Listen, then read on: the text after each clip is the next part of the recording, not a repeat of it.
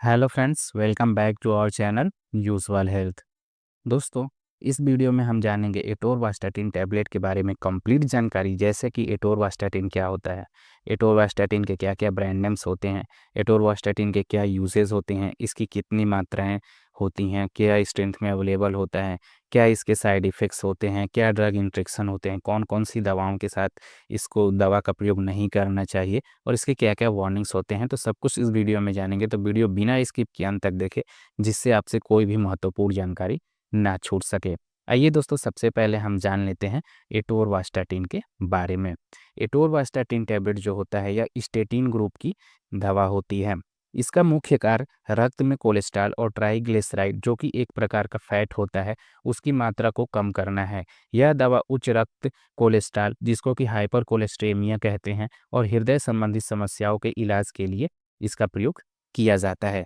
Atorvastatin के mechanism of action के बारे में जानेंगे, तो इसका जो कार्य करने का तरीका होता है, तो एटोरवास्टैटिन हाइपर कोलेस्ट्रेमिया यानी कि उच्च हाई कोलेस्ट्रॉल को नियंत्रित करने के लिए लीवर में HMG CoA reductive inhibitors enzyme को रोकता है। यह एंजाइम क्या करता है कि कोलेस्ट्रॉल के निर्माण में महत्वपूर्ण रोल निभाता है।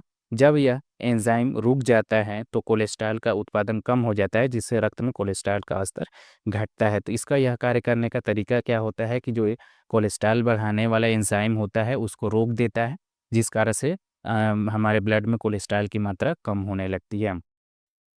स्ट्रेंथ के बारे में बात करेंगे, तो इसका जो स्ट्रेंथ होता है वो 10 मिलीग्राम, 20 मिलीग्राम, 40 मिलीग्राम और 80 मिलीग्राम के अलग अलग स्ट्रेंथ में अवेलेबल होता है।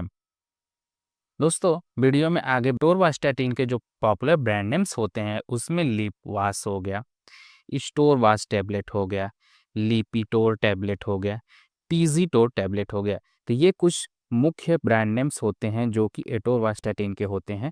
हो सकता है कि आपके एरिया में आपके डॉक्टर के अकॉर्डिंग किसी और नाम से मिले, लेकिन जो दवा का मेन कंटेंट होता है वो एटोरवास्टैटिन ही होता है।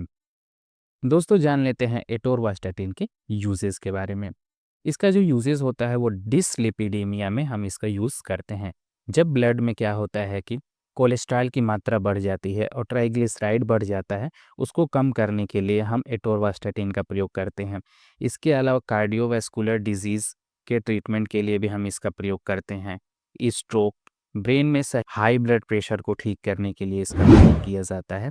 हाई एलडीएल को कम करके एचडीएल को बढ़ाता है। दोस्तों, इसका एक यह भी कार्य होता है कि जो हाई हो जाता है, एलडीएल की मात्रा जब बढ़ जाती है तो उसको कम करता है और एचडीएल की मात्रा को बढ़ाता है। टाइप 2 डायबिटीज़ में हम इसका प्रयोग करते हैं।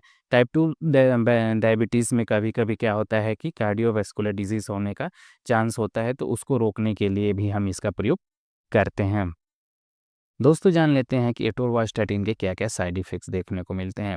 वैसे तो इसके कोई साइड इफ़ेक्ट्स नहीं देखने को मिलते हैं, लेकिन वो किसी किसी में इसके जो साइड इफ़ेक्ट्स देखने को मिलते हैं उसमें मेमोरी प्रॉब्लम होना, कन्फ्यूज़न सा लगना, मसल्स प्रॉब्लम होना, वीकनेस, कमज़ोरी सा आना। तो ये इसके कुछ साइड इफ़ेक्ट्स होते हैं जो देखने को मिलते हैं। अगर ये इसके अलावा कोई और भी साइड इफ़ेक्ट्स आपको दिखे तो तुरंत अपने डॉक्टर से मिलें।